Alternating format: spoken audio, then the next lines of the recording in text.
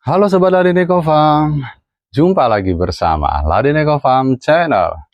Channel berbagi tips berkebun di rumah, mudah dan murah ala Ladineko Farm.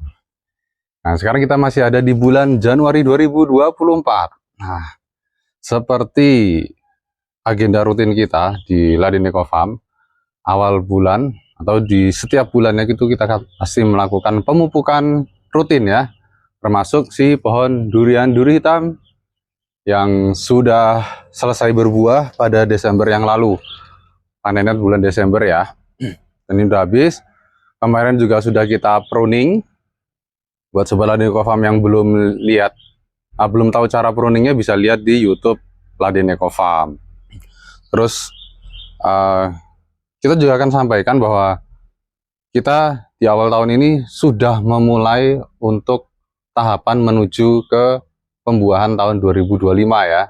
Jadi buat Sobat Ladineko Farm yang punya pohon durian, sudah ukurannya udah besar, sudah istilahnya pantas lah berbuah, tapi belum berbuah-berbuah juga, boleh ikuti terus channel Ladineko Farm ya. Kita akan mulai dari bulan Januari ini, mulai dari pruningnya sudah, terus hari ini kita mau pupuk awal bulan, di bulan Januari. Seperti apa pemupukannya dan bagaimana pengolahannya? Nah, jangan kemana-mana, ikut terus video ini sampai akhir. Nah, sekarang kita mau kasih lihat dulu ya kondisi bawah tajuk, karena kita mau mupuknya di bawah tajuk atau pupuk tabur yang bulanan. Nah, kita kasih lihat kondisinya nih seperti ini ya. Ini kita bisa lihat, ini kita emang sengaja tanami Arachis pintoi ya. Dia termasuk golongan legum. Kelebihannya itu dia punya simbiosis mutualisme di akarnya dengan bakteri rhizobium atau penambat nitrogen. Nah, ini kalau masa pertumbuhan bagus, masa vegetatif bagus ditanam karena emang meningkatkan kesuburan, terus menjaga kelembaban khususnya waktu musim kemarau ya. Dan sekarang kita kondisinya lihat ini. Ini dia bisa jadi indikator kondisi tanah. Nah, ini warnanya kebetulan harusnya tuh hijau seperti ini. Nah, tapi ternyata kondisinya sekarang hijau muda, ada garis-garis hijau tua ya. Ini salah satu ciri kalau kondisi tanahnya itu terlalu asam atau pH-nya rendah. Nah, jadi karena pH-nya rendah, kita hari ini mau tabur pakai pupuk dolomit. Nah, seperti apa pupuk dolomitnya? Nah, sini kita ambil dulu. Nah, ini ya kondisi dolomitnya ya. Dolomit itu dia kandungannya adalah kalsium karbonat dan magnesium oksida. Nah, untuk kondisi tanah asam itu sebenarnya unsur yang paling diperlukan adalah kalsium karbonatnya ya, karena dia pH-nya itu relatif basah. Jadi kalau kondisi tanah asam, untuk menetralkannya harus dikasih sesuatu yang pH-nya itu basah. Nah, makanya kita harus pakai kalsium karbonat. Nah, terus kemudian perlu nggak magnesium oksidanya tadi itu? Nah, sebenarnya tidak terlalu penting, tapi magnesium itu fungsinya dia untuk menghijaukan daun. Jadi ketika dikombinasikan dengan kalsium karbonat untuk menetralkan pH, terus kemudian ada daun yang warnanya kekuningan, kekurangan unsur magnesium. Nah, ini jadi kombinasi yang paling bagus untuk menetralkan pH menjadi pH yang standar, pH sekitar 6-7 ya, tidak terlalu asam. Seperti itu ya Sobat Ladineko Farm. Nah, sebelum kita melakukan penaburan, kita juga akan sekalian melakukan penggemburan tanah. Nah, makanya kita sudah siapkan alat yang namanya ini, garu. Oke, langsung aja ya, kita aduk-aduk tanahnya.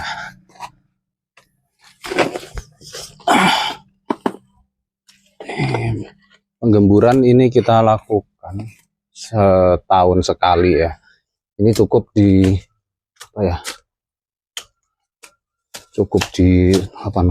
dicangkul-cangkulkan gitu aja ya.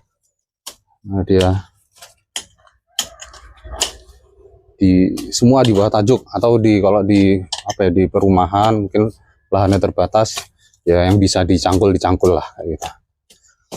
Nggak ada alat ini bisa pakai cangkul. Nah, kalau alat ini kan memudahkan kita untuk menggemburkan tanah, karena hanya semacam kayak di lubang-lubangi Ini cukup, nggak usah terlalu dalam, cukup di permukaannya aja. Ini kita cangkul. Terus tinggi tanamannya kena cangkul gini, masalah nggak? Soalnya nggak masalah ya, karena dia termasuk tanaman yang gampang tumbuh. Kena tanah dikit aja dia pasti tumbuh akar. Ini fungsinya apa kok dibeginikan ya? Yang pertama, fungsinya dia untuk meningkatkan aerasi tanah. Apa itu aerasi tanah? Aerasi tanah itu begini ceritanya, itu tanaman atau akar tanaman itu sebenarnya dia bernapas juga ya. Nah, bernapas itu artinya dia membutuhkan oksigen. Selain butuh air, dia juga butuh oksigen. Oksigen di dalam tanah. Nah, kalau tanahnya terlalu padat, itu aerasinya terganggu atau tidak optimal. Kadar oksigennya berkurang. Jadi perlu digemburkan. Ini kan keras nih. Karena keras tuh macam-macam faktornya ya. Ya kemarin kan anak-anak kan seneng banget ada durian gantung di pohon. Ya sering bolak-balik injekin tanahnya jadinya keras. Itu khusus yang sebelah sini nih. Nah tuh. Nah yang kedua, fungsi digemburkan gini juga untuk memudahkan pupuk ataupun unsur hara yang kita berikan ke tanah itu bisa meresap lebih baik ke dalam tanah. Jadi kalau tanahnya padat, ya pupuknya nggak meresap sampai dalam ya, atau mungkin hanya di permukaan aja. Tapi kalau digemburkan gini, insya Allah bisa sampai dalam.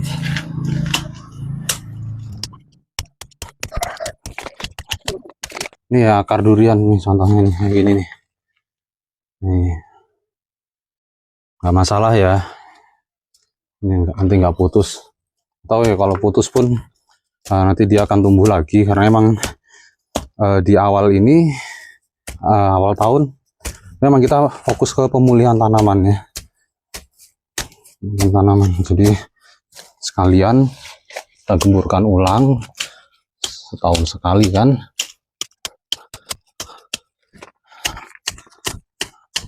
Dia ini akarnya akan tumbuh lagi, atau justru tumbuhnya lebih baik.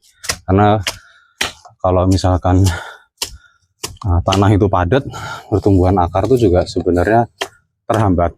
Mereka akan pilih-pilih kemana mereka bisa tumbuh, biasanya ke tempat yang bagiannya gembur. Jadi kalau tanahnya padat, ya nggak bisa bebas kemana-mana. Tujuannya adalah menggemburkan. Silakan dipikir sendiri caranya. Kalau sebelah lingkungan punya pohon, misalnya mungkin lebar gitu ya, pikir sendiri caranya gimana biar nggak meminimalisir nggak padat tanahnya. Atau kalau yang mau ngikuti cara kita, silakan. Kalau emang dianggap cocok, ikutin. Dianggap nggak cocok, ya skip aja, beres. Kalau ada yang punya saran lainnya, boleh juga ditulis di kolom komentar ya. Nanti kalau emang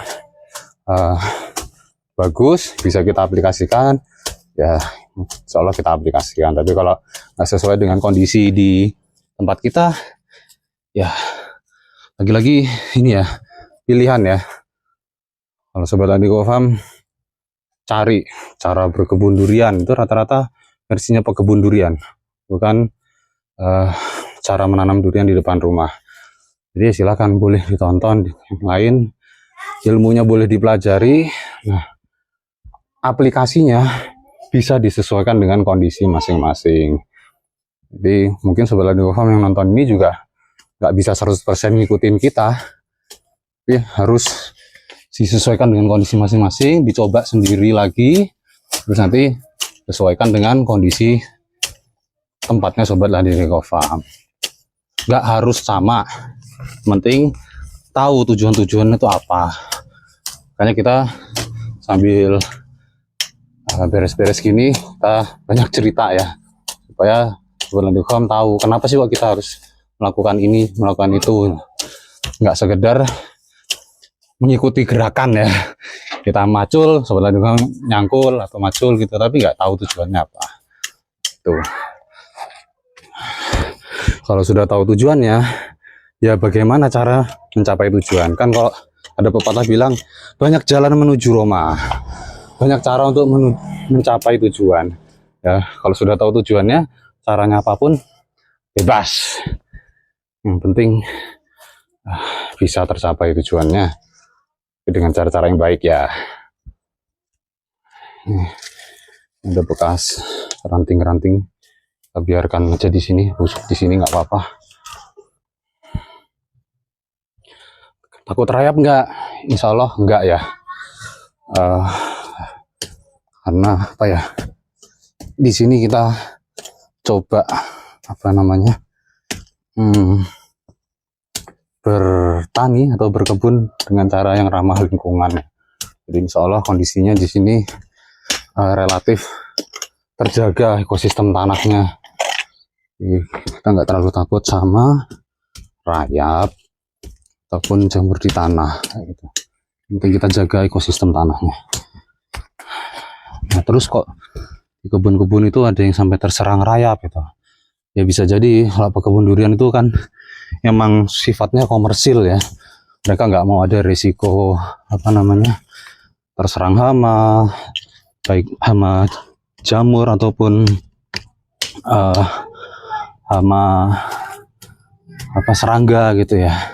Jadi mereka selalu menggunakan pestisidanya, baik insektisida ataupun fungisida. Bahkan ada yang pakai bakterisida ya. Itu secara rutin terus menerus itu, sehingga ya risikonya tanahnya, ekosistem tanahnya rusak kayak gitu. Tapi ya itu pilihan untuk para pengusaha, daripada pohonnya kena penyakit lebih baik dia mencegah lebih baik daripada mengobati, meskipun ada risikonya, risiko tadi ya ekosistem tanahnya terganggu. Nah kita karena di depan rumah ya, pohonnya ada 2 nih, pohon duriannya insya Allah kita bisa pantau hampir setiap hari, yang penting kita di rumah. Jadi kita hanya menggunakan insektisida ataupun fungisida ketika tanaman mulai ada tanda-tanda terserang. Nah kata kuncinya harus Sobat Landikom harus tahu tanda-tandanya ketika terserang, awal terserang itu apa, supaya nggak terlambat penanganannya. Kalau terlambat ya risiko rusaknya lebih besar. Nah ini untuk kita kalau misalkan bagian pinggir-pinggir udah, sekarang bagian tengah kita biasa pakai alas batu ya. Ini relatif apa namanya tekanan berat badan itu terbagi rata di seluruh permukaan. Ada tanaman yang tidak diperlukan kita. Terus ini ada bibit matoa nih. Nanti mau kita pindah di polybag, yang mau atau yang cari bibit matoa kita ada 1 nih. Tapi nunggu mungkin sekitar 1 bulan ya, biar dia perakarannya pulih lagi. Nah ini kita usahakan tanahnya jadi menggunduk ya, menggunung gitu ya. Jadi upayakan nanti kalau sambil nyangkul itu arahnya sebenarnya ke sini, dari bawah ke atas.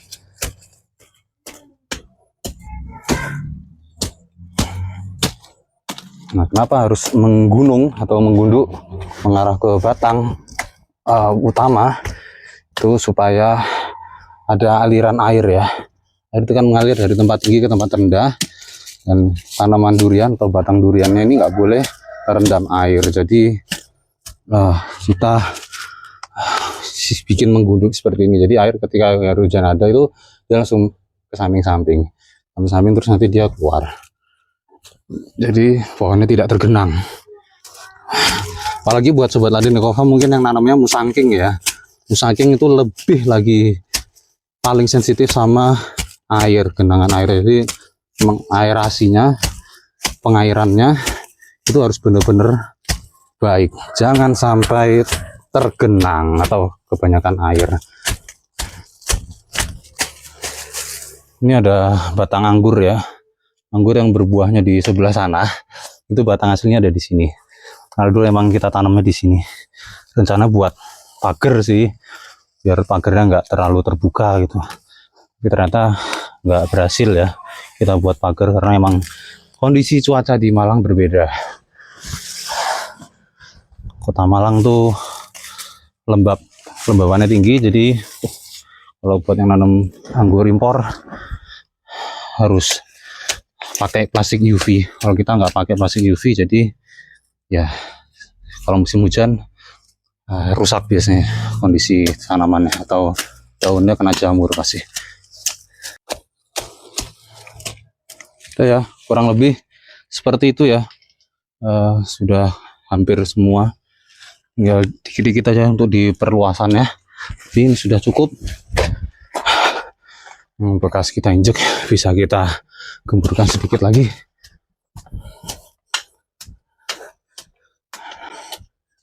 Oke. Selanjutnya kita akan tabur kapur pertanian atau dolomit secara merata di bagian bawah tajuk.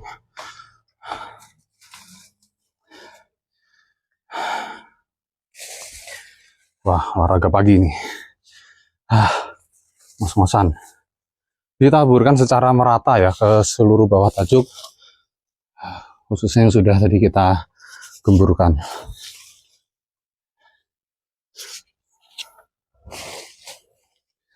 Nah, tadi ingat nggak sebelum paham fungsinya apa kok dikasih kapur pertanian? Nah, kita ulangi lagi ya, biar kalau ada yang kelewat biar nggak salah paham. Ini tujuannya untuk meningkatkan pH tanah karena ada indikasi tanahnya terlalu asam. Nah, kalau untuk orang yang petani ya, dolomit itu juga termasuk bahan pembenah tanah ya, supaya tanahnya kembali netral lagi. Khususnya sebelum tanam tuh rata-rata petani pasti diolah tanahnya terus ditaburi dolomit.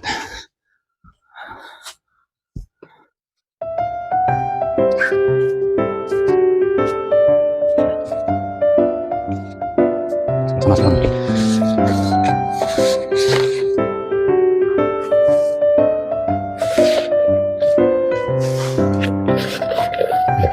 Ini aja. Tabur merata di seluruh bawah tajuk ya. Oke, habis. Demikian cara kita perawatan duri hitam di depan rumah untuk persiapan pembungaan tahun 2025 dengan kita pupuk tabur dolomit. Insya Allah kalau kondisinya sudah baik, tanahnya sudah netral lagi, nggak asam, mungkin lanjut akan kita pupuk dengan pupuk kandang atau pupuk pakai NPK. Terima kasih sudah menonton video ini sampai akhir. Semoga video ini bermanfaat. Jangan lupa subscribe Ladin Eko Farm Channel untuk mendapatkan tips berikutnya. Sampai jumpa di next video.